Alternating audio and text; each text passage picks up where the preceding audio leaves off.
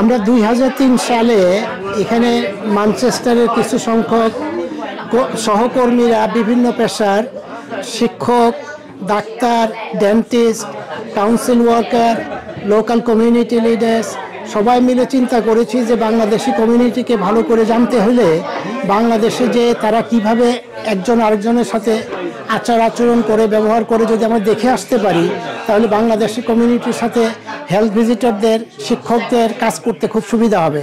এই জন্য আমরা 2003 সালে সবগুলো গ্রুপ একত্রে আমরা এই ম্যানচেস্টার থেকে সিলেটে যাই। সিলেটের বেশি সংখ্যক লোক এই দেশে থাকে, সেই জন্য আমরা সিলেট এলাকাকেই বেছে নিয়েছিলাম। বিভিন্ন স্কুলে আমরা গিয়েছি, বিভিন্ন হসপিটালে গিয়েছি, পুলিশ স্টেশনে আমরা কমিউনিটি বিভিন্ন কর্মকাণ্ড দেখেছি।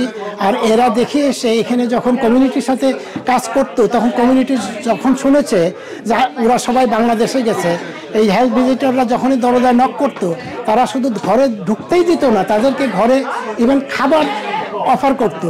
এতটুকু হৃদ্যতা বেড়ে গিয়েছিল জাস্ট শুধু একবার দেশে যাওয়ার জন্য। আমাদের বাংলাদেশি কালচার এরা শিখে এসছে আর ওইভাবে লোকদের সঙ্গে এখানে কথা বলতো। সেই জন্য আমাদের বাংলাদেশি বাচ্চাদের স্কুল অ্যাটেইনমেন্ট অনেক বেড়ে গিয়েছিল আমরা যাওয়ার পরে। উইদিন ফিউ ইয়ার্স আমরা দেখেছি স্কুলের অনুপস্থিতির সংখ্যা অনেক কমে গেছে।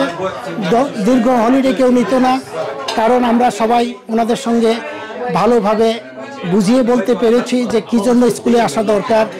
বাংলাদেশে যাওয়ার কারণে কমিউনিটি আমাদেরকে আরও বেশি আপন করে নিয়েছিল।